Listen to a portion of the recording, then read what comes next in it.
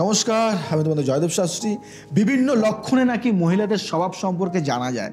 দেখে নেব, জেনে নেব, শুনে নেব। আজ জয়দেব শাস্ত্রী আপনাদের সাথে শেয়ার করবে।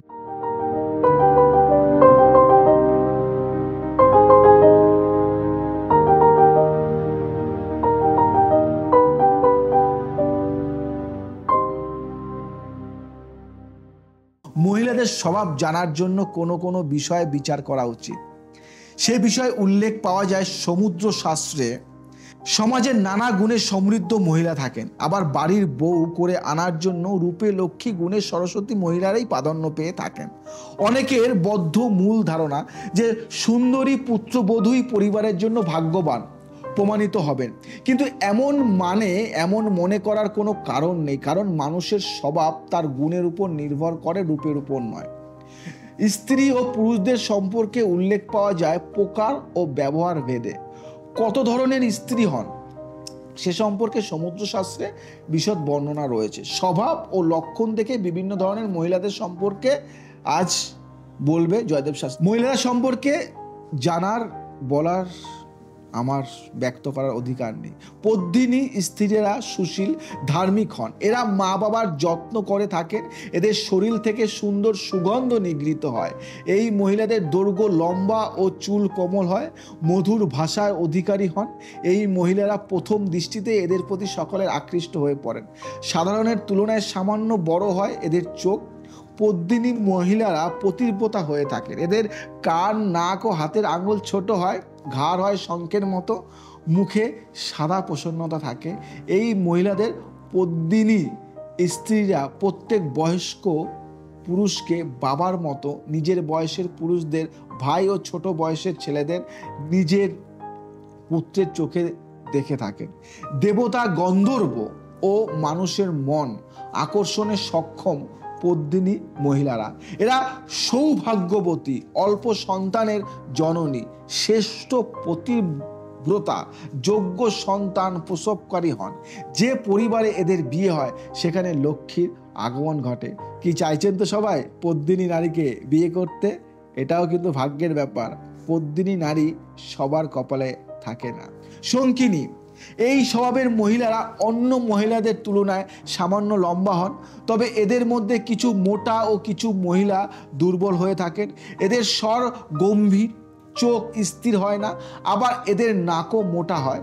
এরা কখনো আনন্দিত থাকে না, সবসময় রেগে থাকেন। শঙ্কিনী স্ত্রীরা স্বার্থপর হন, শুধু নিজের বিষয়ে চিন্তা ভাবনা করেন। এরা কি চাইছেন শঙ্কিনী নারীকে বিয়ে করতে?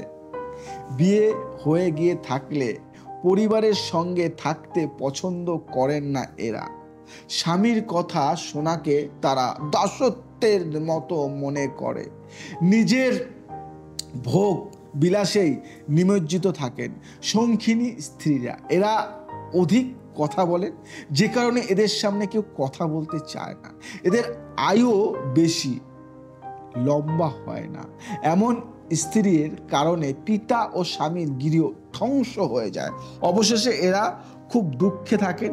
নিজের শীঘ্র মৃত্যু কামনা করলেও তা সম্ভব হয় না। এবার বলি কার কথা? এবার বলি হস্তিনী নারী। এমন মহিলাদের স্বভাবে ক্রমশ পরিবর্তন দেখা দিতে থাকে। এরা একটু মোটা হন, আবার কাজকর্মে আলস্য থাকেন। হস্তিনী মহিলারা ভোজন রসিক হন, আবার ঝগড়াটেও হয়ে থাকেন।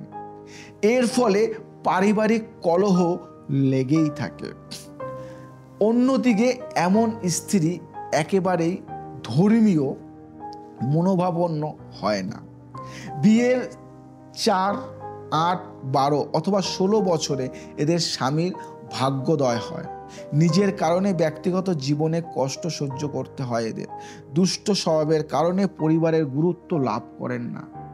এবার যার কথা বলবো, চিত্রাণী। এমন স্ত্রীরা সকলকে ভালোবাসে, কাউকে দুঃখী করে এদের একেবারে না, মানে পছন্দ। কাউকে দুঃখী করা একেবারে পছন্দ। সমস্ত কাজে নৈপুণ্যের সঙ্গে করবেন এরা। তাড়াতাড়ি কাজ শেষ করে নেন চিত্রাণী মহিলারা। এরা অধিক বুদ্ধিমানও হন, তবে অধিক পরিশ্রমের কাজ করতে পছন্দ করেন না। দেখতে সুন্দর ও সাজগোজ করতে ভালোবাসেন। চিত্রাণী মহিলারা ধর্মীয় পবিত্রীর হয়ে থাকেন। 48 মানে 48 বছর আয়ু হয় এমন স্ত্রীদের 3টি সন্তান প্রসব করেন এরা। কোনো দরিদ্র পরিবারে এমন স্বভাব সম্পন্ন মহিলার জন্ম হলে তারা নিজের ভাগ্যের জোরে মহারানীর মতো থাকে। ভোগ বিলাসিতায় কম মনোনিবেশ করেন এরা। যে মহিলার শরীর কোমল, চোখ হরিণের মতো, তারা দরিদ্র পরিবারে হলেও রাজার মতো স্বামী পান। দরিদ্র পরিবারে হলেও রাজার মতো স্বামী পান। আর পুরুষালী স্বভাবের মহিলাদের মধ্যে নামমাত্র লজ্জা থাকে না, তাই এরা পরিবারের দুঃখের কারণ হয়ে দাঁড়ান। নিজের স্বামীর তুলনায় অন্যের প্রতি বেশি আকর্ষিত হন এরা। এর ফলে সমাজের এমন মহিলারা কোনো মান সম্মানও থাকে না। তীক্ষ্ণ ভাষায় কথা বলেন, পুংসচালী নারী মানে পুরুষালী নারী। যে কারো সম্পর্কে কটু ভাষণ করতে পারেন, কারো সঙ্গে কথা বললেও মনে হবে বিবাদে জড়িয়ে পড়েছেন। এই মহিলাদের ভাগ্যরেখা ও পুণ্যরেখা ছিন্ন ভিন্ন থাকে। এদের হাতে 2টি শঙ্খরেখাও ও নাকে তিল থাকে। আমরা জানলাম নারীদের সম্বন্ধে, এবং নারীদের চেনা বড় দায়। নারী যেমন প্রতিটা মানুষ সমান নয়, যেমন প্রতিটা পুরুষ সমান নয়, সেরকম প্রতিটা নারীও কিন্তু সমান নয়। নারীরও ভাগ ভাগ থাকে। দেখবেন একটা মেয়ে একটা বাড়িতে খুব ভালো সুশীল, আর একটা মেয়ে খুব রাগতে জেদি। কেন? এদেরই বিভিন্ন ভাগ। এই ভাগগুলি জ্যোতিষশাস্ত্রে বলা হয়েছে। নারীর 4টি ভাগ নিয়ে আলোচনা করা হয়। একটা হলো শঙ্খিনী, একটা হলো পদ্মিনী, একটা হলো চিত্রাণী, আর একটা হলো হস্তিনী। শঙ্খিনী, পদ্মিনী, চিত্রাণী, হস্তিনী, এই 4টি নারীর ভাগ, এবং এগুলি জেনে বুঝে তারপরে তোমার বিবাহ করা উচিত। যদি তোমাদের ভালো লেগে থাকে বা যদি মনে হয় এটা নতুন তথ্য জানলে বা নতুন কিছু বুঝলে, তাহলে তোমরা লাইক সাবস্ক্রাইব করে এখনই শেয়ার করো তোমাদের বন্ধুদের মধ্যে, যাতে একটা ভালো বিয়ে করতে পারে সে। এবং জটক বিচার অবশ্যই দরকার। যেমন বিয়ে করলে রক্ত পরীক্ষা যেমন করতে হয় বাঞ্ছনীয়, তেমন জটক বিচারটাও কিন্তু করা দরকার। জীবনে ডিভোর্স, বিয়ের থেকে, রেজিস্ট্রি ম্যারেজের থেকে ডিভোর্সের সংখ্যাটা কিন্তু অনেকটা বেশি হয়ে যাচ্ছে। সেরকম যাতে ডিভোর্সের সংখ্যাটা কমে যায়, তার জন্য এই নিয়মগুলি মেনে চললে জীবনে অনেক অনেক ভালো থাকতে পারবে। আজ আসি, আবার আসবো নতুন কিছু নিয়ে। ভালো থাকো, সুখে থাকো, সবাইকে ভালো রাখো।